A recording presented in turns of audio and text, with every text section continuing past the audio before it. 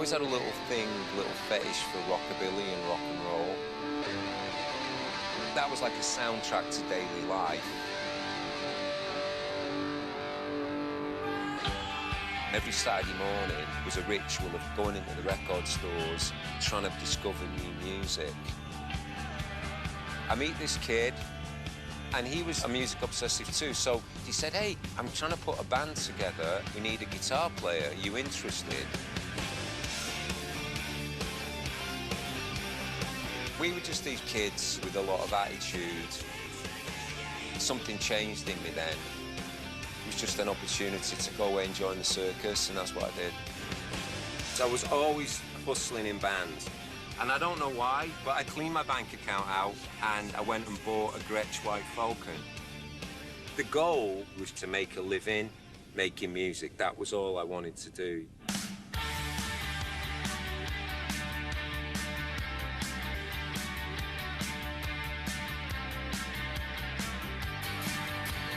To me, guitar playing was just something I needed to do physically. It was like a craft to me. It's like a job, it's like a trade to me.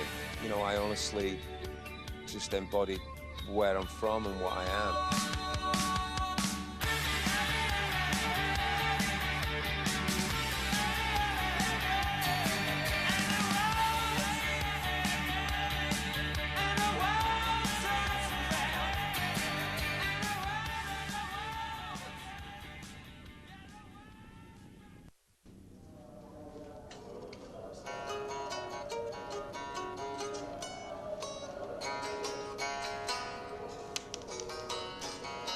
The birthplace of the cult was in this place called Ian Asbury, the singer in what became the cult. He came to find me in London and he said, what are you up to, Billy? I just wanted to know if you wanted to do a band. I took about a second and a half and I said, yep, I'm in. And that was kind of how it all sort of came together, really. Ian just went, let's do some stuff. So we sat together and I just started cobbling together stuff, and I really wasn't very confident. I'd always been like a side guy in somebody else's creative thing. I would bring his cool guitar, cool haircut, whatever charm I could muster. I would always get a gig, but it was never my thing. It was always me adapting to work with somebody else, and they could see some value in having me. With Ian, it was a 50-50 equal partnership from day one, and still is 30-odd years later, where we just said, we were kind of like, we're in this together. We want to do something. We want to make music together for long term. Be committed to making a life out of being a musician. And then we kind of just tried to navigate a path with that in mind. But you take, you know, tribal drumming, bass lines that are a bit more riffy and a bit less like traditional bass, more like a riff-orientated bass. And I would just start making as much racket as I possibly could with pick guitars, crashing drums, you know. There's that little rock and roll theme that's gone all along since I was a kid.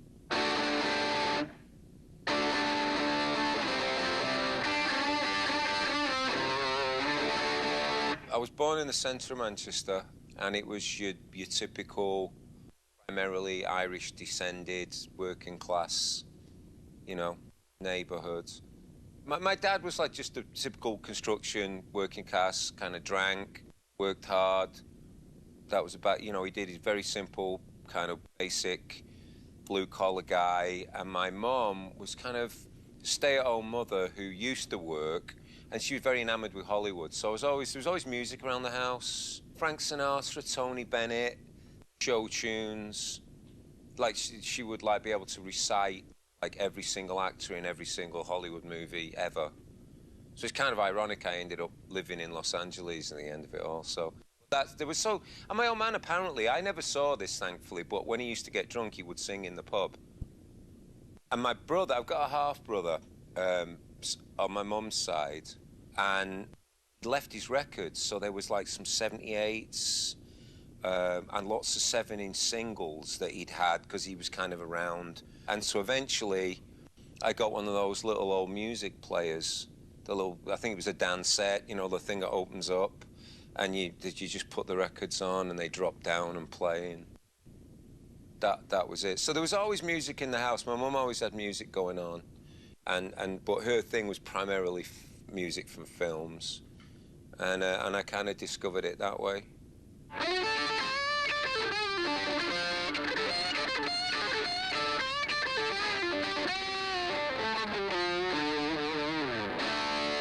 There was a store very close to my house, and they had, it wasn't a record store, it was like a grocery store, and they had like a rack of, it's not, almost like a newsagent's, and they would just have vinyl, but they were all like live albums. I think there was some weird kind of knockoff. They weren't legitimate releases, they were like dodgy live albums and this and that that was cheaply sold. So there was a Jimi Hendrix one, I remember that. And I remember hearing him do a version of Johnny Be Good that was pretty special. That was a moment when I really thought about guitar, because it was the rock and roll thing that I understood. Like, it's kind of easy to digest as a young kid, but played by somebody with like real talent. Like, it was a whole other level. So that, I would say, is when I first really thought of like the guitar as something special, with Hendrix doing a live version of Johnny Be Good. My brother had a plastic, red and cream plastic Beatles guitar in the house that wasn't even really a guitar, it was like ukulele sized. I remember that was around and I probably destroyed it. It's probably worth a lot of money now. And that was the first thing that looked like a guitar I ever got my hands on. But what actually happened was, when I went to my high school, I happened to get sat next to a kid who, his name was Robin. I meet this kid, we're talking, and we've both got music magazines, you know, because in the UK in the 70s, that was the Bible, because we really didn't have a lot of radio. Radio was minimal. There was like 2 channels of TV. It sounds like the Dark Ages, and it was kind of like the Dark Ages, but mildly less disease-ridden. So you got your information by like these weekly music magazines that were the tastemakers. And he was then a music obsessive too. So to cut a long story short, we became friends. He said, hey, I'm trying to put a band together. The kid in my street plays bass. We need a guitar player. Are you interested? And I kind of I'd never thought of it. And I went to my parents. And I think my mum talked my dad into buying me a guitar. And my first guitar was a black Les Paul custom copy. Horrible thing with a bolt-on neck. It was a travesty. And that was the first guitar, and I remember getting it, going to rehearsals. I had to buy a little practice amp, and I got a tuning fork, because there were no electronic tuners. They were just coming out, so you had to tune your guitar and learn how to tune by ear, and a tuning fork. It was crazy. And I went down, and off we went to rehearsals in my buddy Rob, his parents' hallway, and I remember the thing was like, right, I've got everything, now what? And they were looking at me, and I was looking, I couldn't play anything. I had no idea. So we ended up just, I remember getting a bottleneck, a slide, and I thought that would be easy because it's just one thing. I had no idea that you're supposed to tune it appropriately so it sounds cool. So I'm making this god-awful racket. And that was the first time I ever played a guitar in anger, was in my buddy's hallway of his house with his parents sitting in the next room, and we bashed through some stuff, and I was kind of learning, and I just kind of did the seat of my pants stuff. So that's how it all started with me, was like that.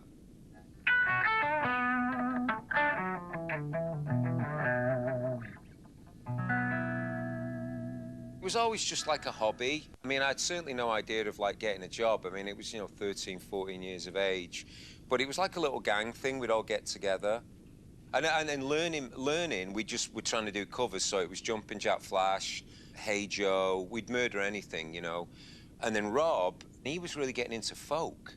Like, he was really into Crosby, Stills and Nash. And so we had this weird dynamic. Like, one guy in the band was into Hendrix. I was more into like, kind of pretty much like blue collar stuff. I kind of like the band Status Quo. I like Queen, Thin Lizzy, we were just hacking away. I remember my first ever gig with this band, which I think was called 4-Way Street, hence the Crosby, Stills and Nash reference. We did Woodstock, the song Woodstock, and I think we murdered Snakeskin Cowboys off Ted Nugent's first solo album. It was really just high school eclectic, Born to be Wild, Jumpin' Jack Flash, played in the wrong key, you know, usual.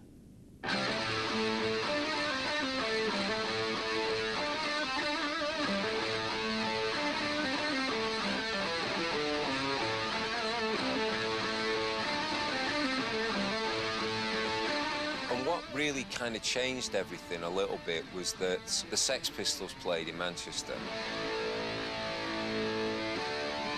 They played in a venue called the Lesser Free Trade Hall, which was a small mini theatre above a venue. So it held about 300 people, maybe, and it was pretty full, and it was a little theatre room, and there was the Buzzcocks open. The middle band was the main reason why I went, because they were a local neighbourhood band called Slaughter and the Dogs, and they were from Wythenshawe. And the Sex Pistols, which I read about in one of these music magazines, I remember seeing a picture of the band, the Pistols, and Johnny Rotten with chewing gum, sticking it on a window of a store that had a Beatles record in the window. And I remember that image and thinking, what is this? And so I was curious. So a few of the guys around this little band that we had, and a few other guys who weren't in the band but were buddies, who, when we were going to gigs together, went to this Pistols gig and watched the whole thing, and there was a lot of violence and a big brawl, and two guys left, and I stayed with the other guys, and we watched the Sex Pistols, and it, you know, it was kind of transformational. And that was the immediate, pretty much, death of the high school band, because it then split down the middle. Like, I was like, I think I like this thing that is punk, whatever that is, and the energy of it, and they were all, no, man, you know, we need to go more of a folky direction. That'll never catch on, that's not real music. So that was kind of a divide, and that happened a lot in the UK, you know.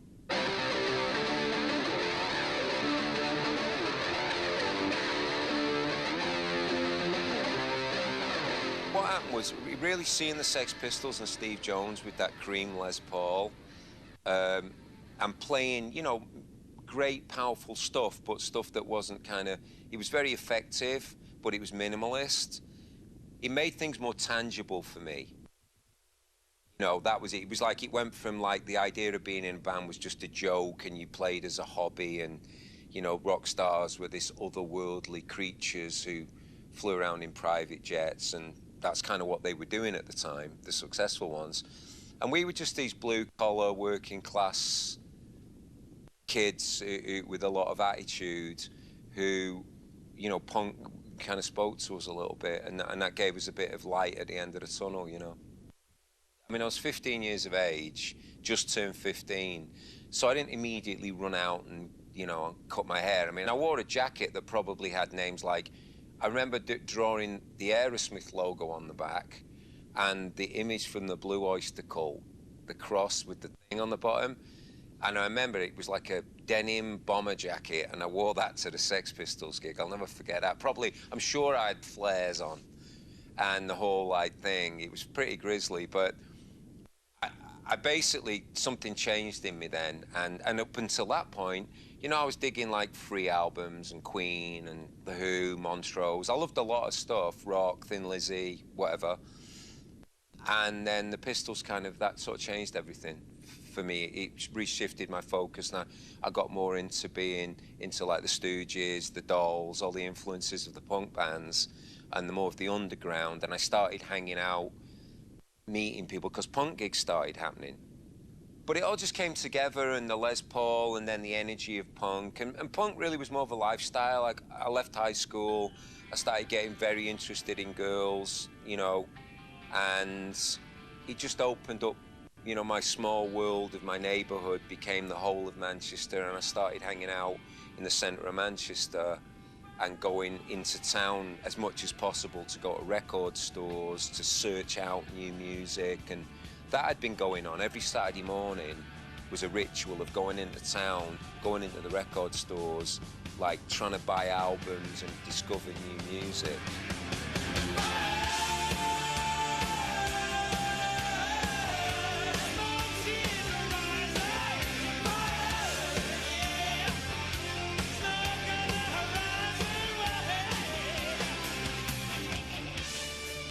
thing with vinyl is it's ritualistic. There's something more magical and tangible about holding that, and you feel there's something to engage in, and there's something about it going round. Well, and I think with guitar players as well, we're all a bit ritualistic, and we'll only use certain guitars and certain types of strings or effects pedals, and it's just not the same anymore. Your imagination can get disengaged because now it's great. Go on YouTube. You know, there's things appearing on YouTube all the time from bands. It's amazing, but sometimes it's maybe too revealing. You know what I mean? A little bit of mysticism and magic and a bit of a struggle to actually discover music is important, I think, for all people, you know. Well, back in the 70s, you'd go to a record store and they'd kind of curate the good music for you, so something about this album drew me to it. It might have been the sleeve. I think a lot of the imagery was important. And I bought this record and kind of liked it, particularly the song Dancing Days. Still one of my favourite Zeppelin songs. And I remember talking to the guy, and he was like, well, if you like that, you should work backwards. So then, you know, I'd heard this, because everybody played that at every party. You heard the typical Led Zepp stuff, and I was always trying to be a little precocious. And I got into... I could just about do physical graffiti, but after that, they kind of lost me in Through the Outdoor and all that. I was like, I can't, it's a bit too arty-farty.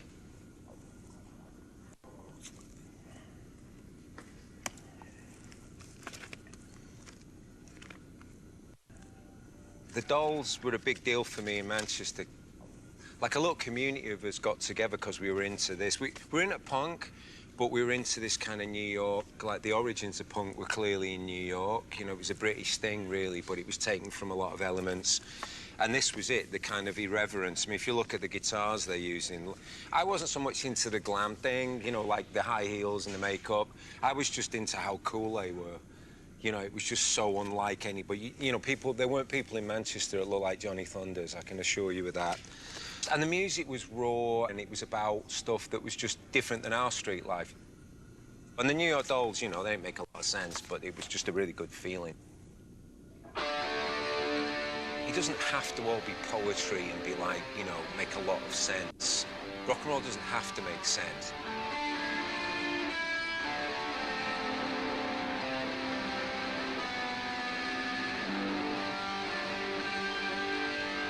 I left high school in '77 and got involved working as a lookout for the guys who did illegal fly postering.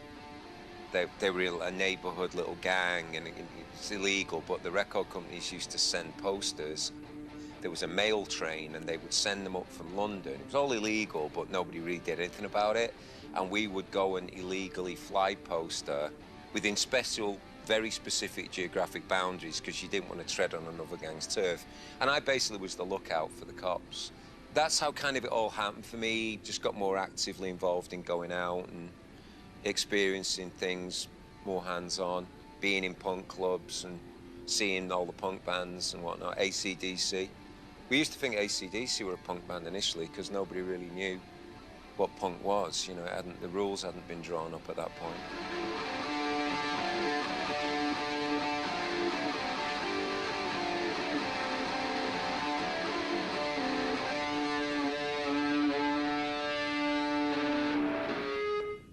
In '78, in Manchester, I ended up through this obsession with, you know, punk rock and the influences of punk rock, such as the New York Dolls and stuff. I started hanging out with Stephen Morrissey, go to a lot of gigs together, and as luck would have it, part of this fly tipping, this fly postering team, part of the guys involved in it were involved in a local punk band called Ed Banger and the Nosebleeds. That band split up, bass player and drummer were left, and they asked me to audition because they knew I could play, and I guess I looked okay. I was very young, and I learnt this song, and it was quite complex because the guitar player was quite good in the Nosebleeds.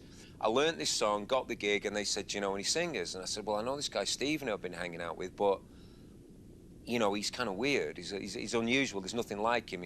People were still punk, you know, spitting, and it was quite an aggressive time. And Morrissey was really not like that. he was quite, he was what he became, you know, he was kind of different. He had longer curly hair and all that, but basically, he was a bit of an oddball character, very intelligent, and I get him in the band. We call the band the Nosebleeds. We do 2 gigs.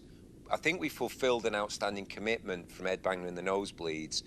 So we kept the name the Nosebleeds, but we wrote all new songs and didn't play any of their old songs. So that was a transformation from being in a hobby band to playing to like your friends. So suddenly these were real gigs, legitimate. That's why punk, you know, was the catalyst for that. So by 78, I'd done a couple of quote-unquote real gigs.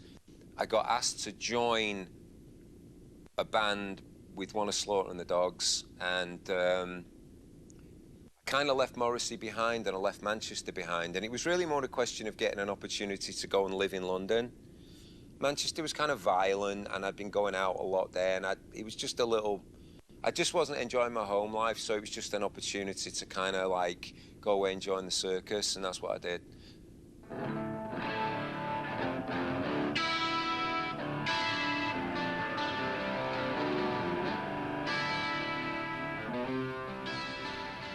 I moved to London in January '79 with this new band, with Mick Rossi. It ended up being called Studio Sweethearts, and we did put a single out, and I thought I'd hit the big time.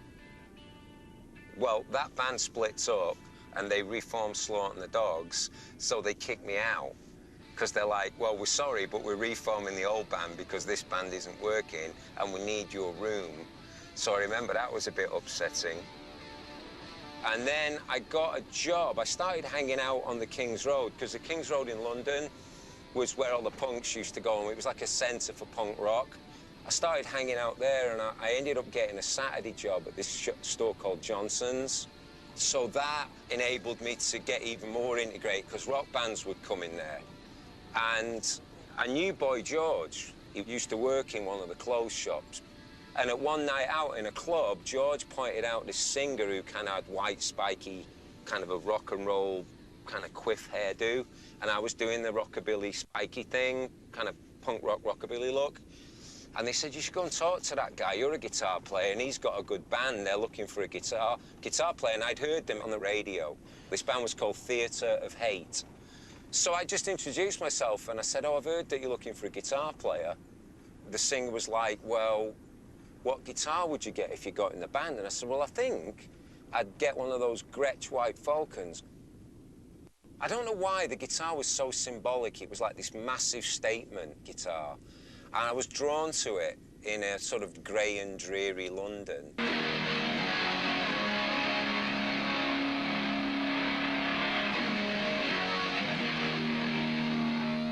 And I just spent everything I'd saved up from my very good job at Johnson's, and I went and bought a Gretsch White Falcon.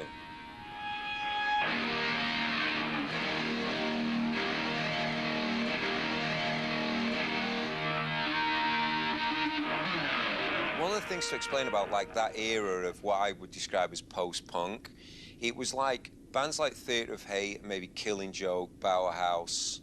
There was a bunch of bands coming up. I mean, even Echo and the Bunnymen, Teardrop Explodes, and. There was a lot of bands. But all fans of punk who were trying to do our own thing. And in order to do your own thing, people were reaching for different kind of instruments and always looking to try and get a different sound. That's why the Gretsch was a tool. It was coincidentally, I think there was like a rockabilly thing happened in London where the Stray Cats showed up and were so amazing that everybody was like, wow, what's this? And they were having hit records. And it just, the two things kind of came together, like reaching for a different sound. And Theatre of Hate was kind of cinematic. You know, the Gretsch enabled you to get a kind of a twang and a certain body to it that was kind of unique, you know. But getting the Gretsch changed everything because it had a lot of limitations. Obviously, going from a solid body to a semi-acoustic, and a big semi-acoustic at that, there was an incredible amount of issues with feedback. Guitars would howl. You know, you learned how to stuff them with material of some description to deaden them somewhat so that they weren't creating this god-awful din and you couldn't play it as fast as a regular guitar. You couldn't just like it was hard. You had to work at it. It's kind of like an effort to get something out of a Gretsch, and to a degree, it still is. You know, it's definitely, as Mr. Asprey would call it, a man's guitar. If you really want to tame it, you know, it's a thing that you have to really man up to. You know.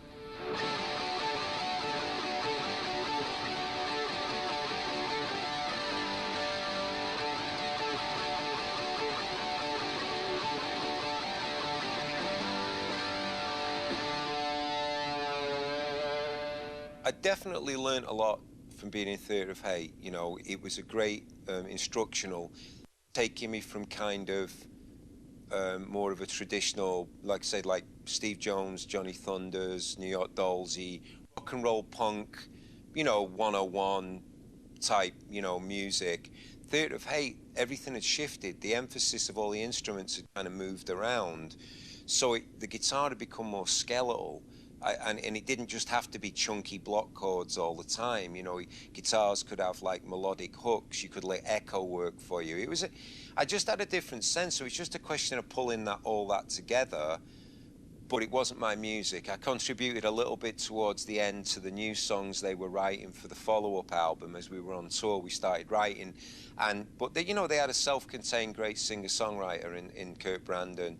So really, I didn't really get in terms of trying to get my own songs together till I met Ian.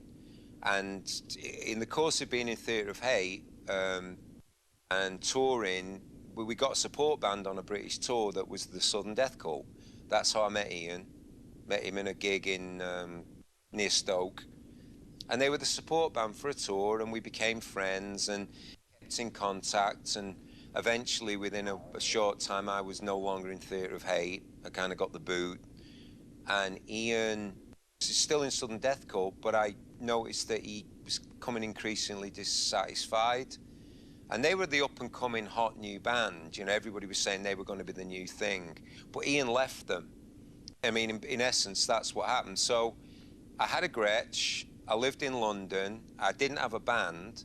I went back to working, doing what I knew, which was selling clothes. I didn't have anywhere to live because I'd lost my apartment. And then out of the blue, I find out that Ian had left Southern Death Cult and wanted to find me because he liked the way I played guitar. And we became the Cult in January of 1984.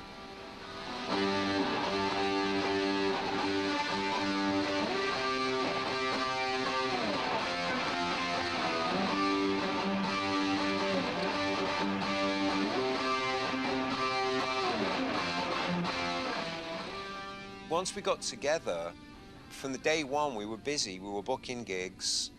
We never really just sat around. We were very active. You know, we remember writing. We better write some songs quick so we can get out on the road. You know, we made our first album, Dreamtime, primarily because we couldn't get gigs in Europe because the promoters wanted an album. We'd only done EPs or singles. But we lacked a hit. And there was this wait, and we'd put records out, and they were like, good, but not good enough. And there was this, you know, we had a few moments of doubt, of like, are we ever going to like make the next step? But we got Steve Brown, who's this like maverick pop producer who'd done more like, I think he did Wham's first album. Crazy, like eccentric guy, but a great ear for pop. And we said, all right, well, we'll try one single then. And that song happened to be She Sells Sanctuary. So we went in and we insisted on recording it where Led Zeppelin recorded, because we'd already started getting ideas about rock and the history of rock and how people were kind of missing some of the goodness at the roots and the core of rock and the blues element and the soul to it, because it'd all been about punk and haircuts and negativity and attitude. And I think that was the moment where, because we specifically went and spent a lot of money recording at quite a dilapidated old studio called Olympic. It's where Free and Zeppelin recorded their early records. So we were in a studio that we were hoping to have the ghosts of Zeppelin and Free and all the cool music there. And there was a violin bow laying on the floor. It was an orchestral studio. They used to show movies and the orchestra would record in there. It was very old-fashioned, very much the antithesis of everybody reaching for new technology. This was an old valve, stinky old studio.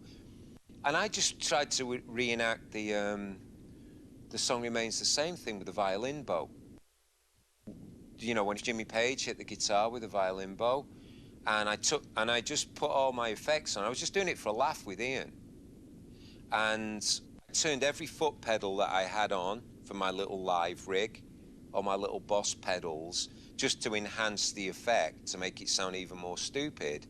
And I don't know who said it, probably Steve Brown, the producer, said, why don't you play that middle section with that sound, once the violin bow joke was over. And that's how the intro started, which became kind of a big part of it, because you got like what has now subsequently become the drop on dance records. You have that intro, it builds up the thing, and then the release is the snare hit, and suddenly it's on. You know, it's a classic device in music. We stumbled on it through a bunch of things, but it was all good, honest, naive guys reaching back for the source as best we could do it with our limited means.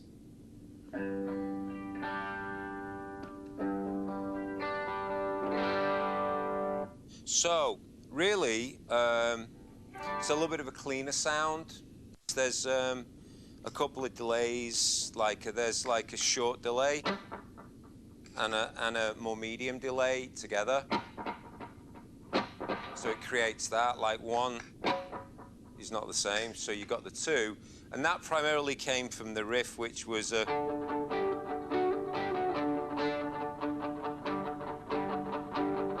It's that action and the way those two pedals interact with each other. So the sound we've pretty much established is a couple of amps. It doesn't have to be 3 amps, but the Roland with the chorus is important. I don't use chorus pedals. I've always just used chorus off this particular amp because it has a certain way of spreading the sound. Somehow, magically, this 120 just has an ability to project what I want sonically, and live, we mic it stereo, the chorus is stereo, so we just put 2 mics on it and we pan it to either side of the PA. So in effect, you just get a gargantuan version of that amp spread, and then we kind of bring the valve amps in around it to give it like lots of meat. The AC30 combo is an open back combo, gives it a lot of chime, Malcolm Young, if you will, Pete Townsend. And then for the lead and the heavier stuff and the real bottom end chunk, I use a Marshall, or these days I've been using a Friedman. And then basically, during the verse, you just drop and add an overdrive and you go.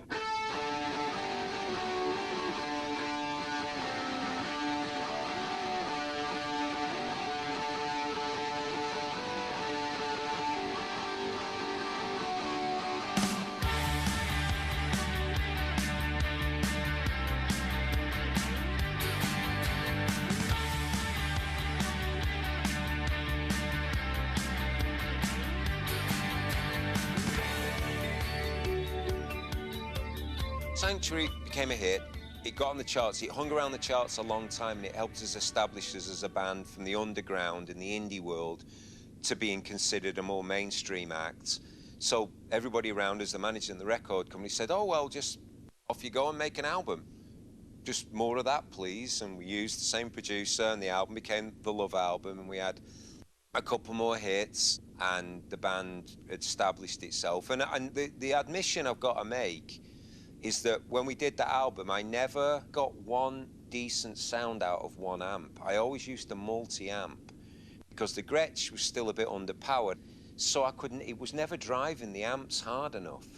And there's only so much overdrive and stuff you can hit early without it sounding really crap. So play around with different amps. I remember on the Love album, we literally had 5 different amp setups all mic'd up, and we just blend them depending on the song to try and get the best sound. And the only other thing that was really relevant about the album was at the end of the writing session for that album, we came up with 2 songs. One was called The Phoenix and one was called Love. And they were much heavier. And that's where I started using the wah-wah. but still all on a Gretsch. And I think with those two songs, that changed the essence of the Love album. And the Phoenix was a pivotal moment in the cult where that kind of old acid, psychedelic, gothic thing came together, where there's literally 5 guitars going on at once on the Phoenix on the record. Because the producer was mental. He was like, I don't know how to mix this, so we just, everything, it was all in. And Ian just was, Ian loved it. He was like what he was looking for. So I think that was, Sanctuary was the gateway, and I think the song The Phoenix, which we still play a lot, was like, oh, that could be the way forwards.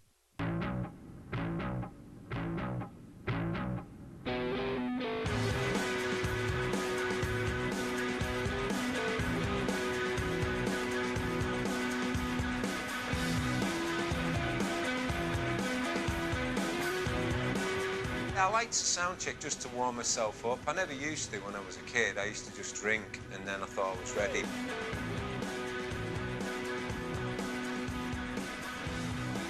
I remember me and Ian used to chug a bottle of cheap German white wine before we'd play. That was the fuel in which the early cult used to get gig ready. I forgive myself. But then I noticed on a certain tours, we played with a couple of bands who had really good guitar players, and I noticed no matter how much they drank or partied, they always warmed up to.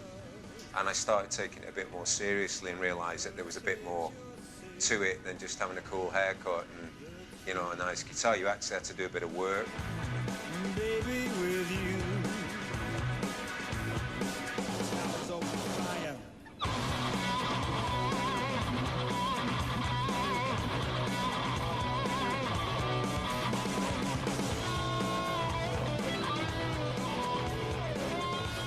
I learned that from hanging out with guys like Aerosmith and Black Sabbath and stuff, learning off those guys who've been doing it a long time.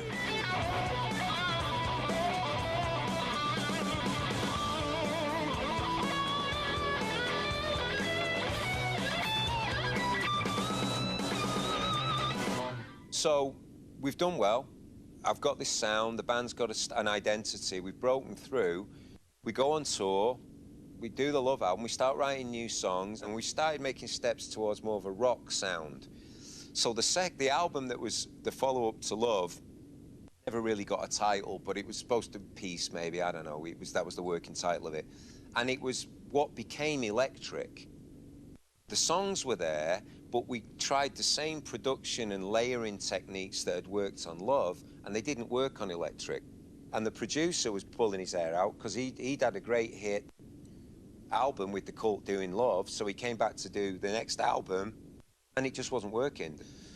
So, like any proper stupid band, we, instead of stopping, we man it out to the end. We record the album at an expensive residential studio with an extensive wine cellar and a chef. We go to the most expensive mixing studio in London. We mix it and realize it isn't any good. So, been exposed to Rick Rubin by listening to a song he did with the Beastie Boys, which was beats, but AC/DC riffs. And it was like fresh and new. And we were excited by it. So we got hold of Rick. It's a true story. We went to New York, met Rick, and he just said, why are you doing all this kind of, and I quote him, this pussy English stuff. Just, where's, you know, let's get to the essence of it. And we told the record company and our managers we were going to recut one song. Bearing in mind, we'd spent hundreds of thousands of pounds making an album. Nobody was going to say, throw that away and make a new record. They said, well, recut one song, because that's Rick's rule. He'll do the album if you let him cut one song from the ground up, and that was going to be Love Removal Machine, and he would remix the album. In retrospect, that was never, ever going to happen, because the way we'd done that album and the way Rick Rubin works, completely different.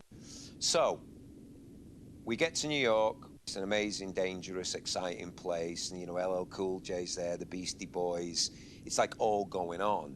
Slayer around, Anthrax. There's like a whole different thing going on. And we're like, whoa, what's this stuff happening? And we had basically had a conversation with something like this. Rick went, you like early Zeppelin, right? We went, yeah, early. And he went, you like early Aerosmith, right? We went, yeah. He said, do you like AC/DC? We went, yeah. He said, so let's make a record. So that was about as complicated as it was. And he just said, all that stuff, that Gretsch and all that echoey and shh, Get rid of all that. That's a Marshall, that's a Les Paul, off you go.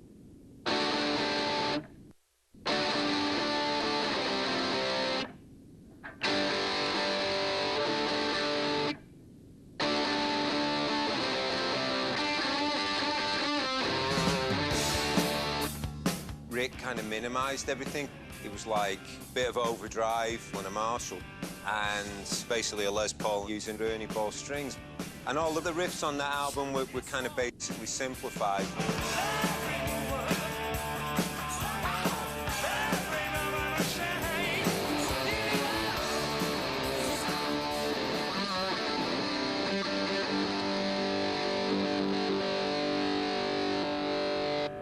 I think the whole concept of electric was reduction and allowing space. So you need a guitar that was tighter, you know. It's kind of the antithesis of a Gretsch. I had a lot of fun doing it, bringing it all together on a Les Paul, not on a Gretsch. I could play it on a Gretsch, but it'd be harder, and you'd get a lot more feedback issues. You know, Gretsch, I try to tell, it's a bit like driving a, you know, like a Cadillac or an SUV. You wouldn't take it on a racetrack, you know what I mean?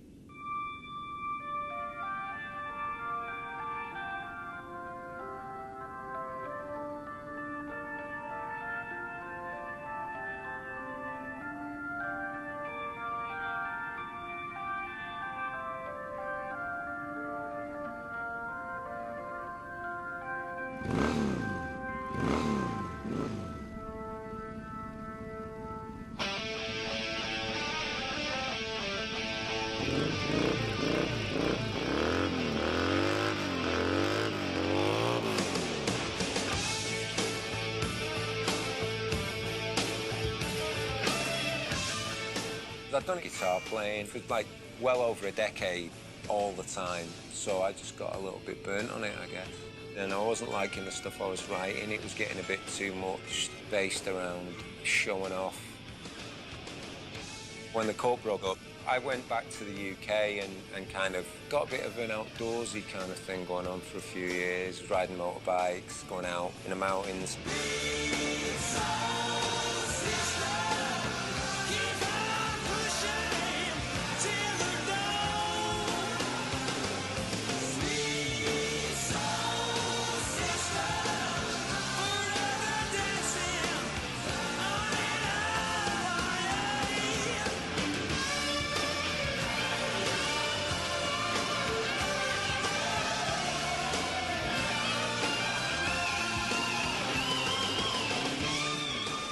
Successful enough, you don't have as much time to do extracurricular activities, so that's what I pursued when an enforced layoff was put in my lap, you know.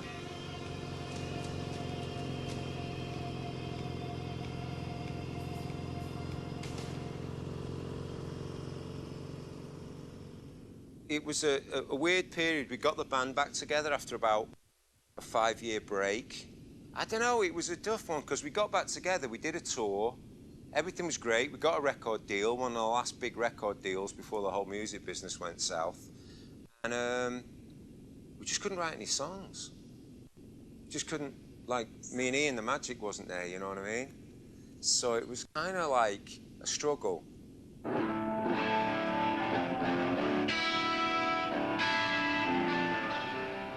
Getting that chemistry and getting that working relationship back together required a little bit of endeavour. When you talk about, like, you know, a 50-50 songwriting partnership, if I'm not writing music that he wants to sing over, nothing really much is going to happen, except you're not going to be a band anymore. So it was important to kind of be on the same page, emotionally maybe, or spiritually.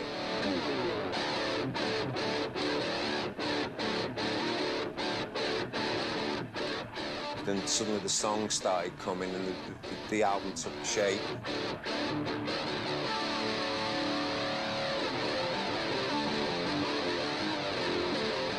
It was like it just kind of amps up dark record. Got a few different things, like the whole album I did on a drop D tuning. Drop D, no big deal, you just tune the bottom string down to D. just adds a much more ominous overtone and takes the guitar into a lower register. And many other bands go way lower than D. They go way down the scale, down into, you know, sounds that only dogs can hear.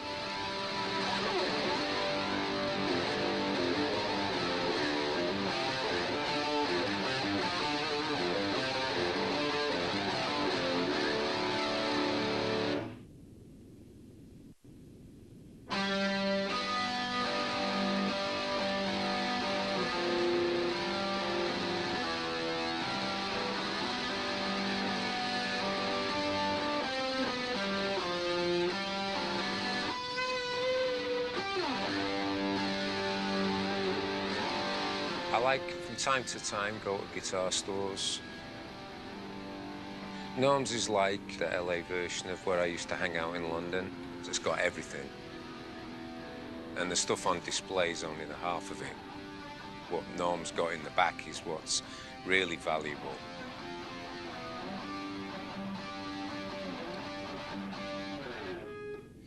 So this is kind of an example of a 70s Gretsch, which wasn't really considered particularly desirable, but I love all the guitars. The only thing I hate about the guitars of this era are the pickups, because they're underpowered.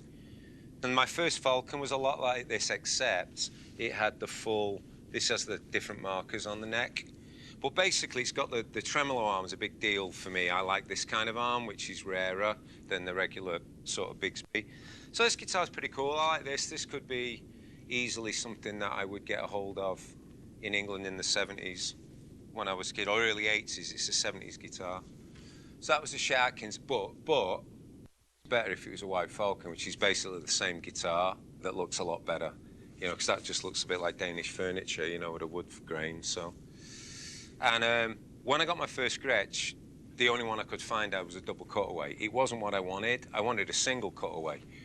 This, just because of the way it looked. Totally vanity, really. And that's a big part of being a guitarist. It, to me, was the look.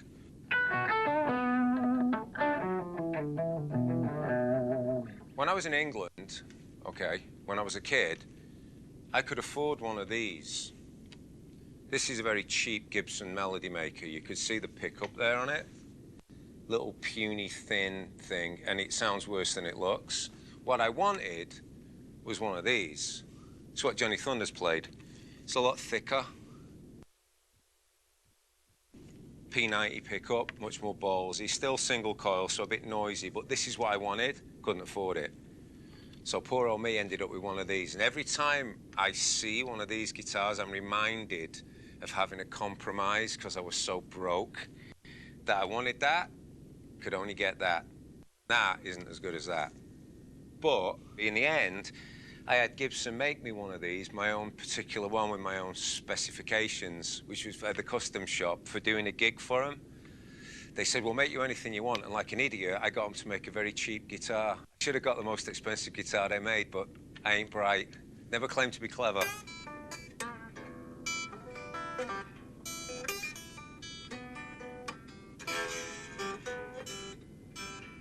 I always like Les Paul Customs. And I don't even know why I like them better, I just do. I'm just drawn to them more. The 70s, the cream Les Paul Customs were like what everybody wanted to be, get hold of. That was the preeminent guitar. And then I got into the wood-fronted variety as a bit of a Mick Ronson tribute, but this one has a maple neck. It's kind of unusual. I mean, I personally couldn't play that, but you know, this wood front is just a natural finish, and I kind of got into doing that for a while.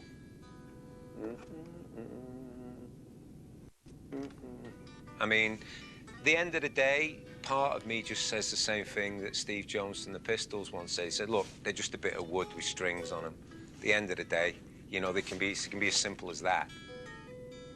It's really about the person playing it. So there was like this lineage of guitar players with Les Pauls with a bit of an attitude, but, you know, melodic content. And I like the guitar to kind of move you and feel really powerful. I was in it a big much. You know, the like Mick Ronson, the solo to Moon's Daydream with Bowie, it was very emotional. It had a emotive thing. I never liked guitar players that were heavy. I've never mentioned any guys that were like, you know, all playing from the head and scales and, you know, stuff. I mean, I just never interested me. You know, in Britain, you know, there is sort of a class society, and I think that a lot of the more cerebral players were more middle class or public school boys, you know, and they made more arty-farty music and they, you know, whatever, and that's great, and I've enjoyed some of it, but it wasn't who I was, you know. I was a working class kid from a housing estate in the south of Manchester, and it was a bit of a tough, rough and tumble existence. So, you know, I honestly just embodied where I'm from and what I am. You know, I had a very, very kind of prosaic, pragmatic view of guitar playing. It was like a craft to me. It's like a job. It's like a tradesman.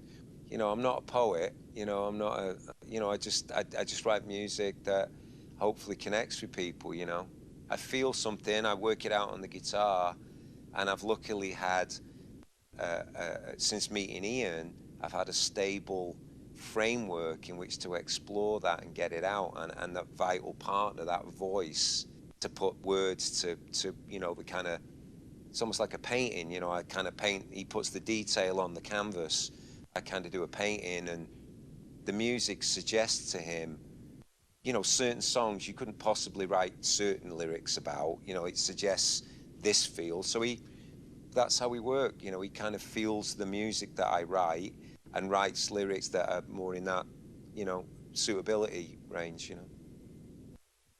Challenge is really just coming up with the new music, because without any new music, the cult becomes basically a nostalgia act. And I've never really been comfortable with that. Ian's certainly not comfortable with it. You know, we don't mind playing the old songs, but you know, for us, it has to be in harmony with trying to be creative and moving forwards and constantly reaching.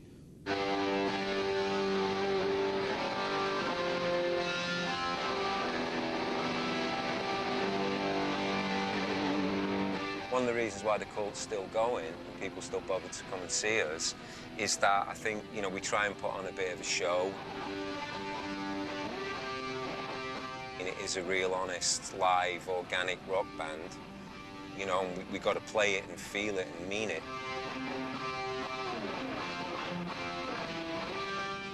Really, to me, that was always what I felt it was all about. Making records was just something you did in between. So live, like when somebody said to me, like being in a band, doing gigs and touring was what the whole thing was about. It wasn't like, I want to write songs and express myself and then, oh dear, I've got to go on tour. You know, I always just wanted to, I always saw myself as a touring musician, you know, kind of traveling guy. So you have to be careful what you wish for, because, you know, that's what I got.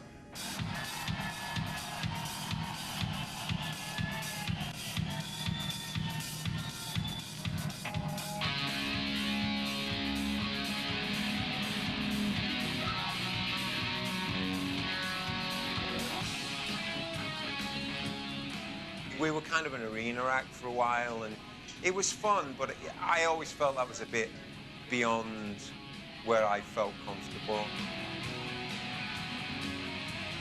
It's ultimately not as satisfying as a 4,000 or 5,000 people crammed into a kind of big theatre or something. It has a bit more soul to it, you know?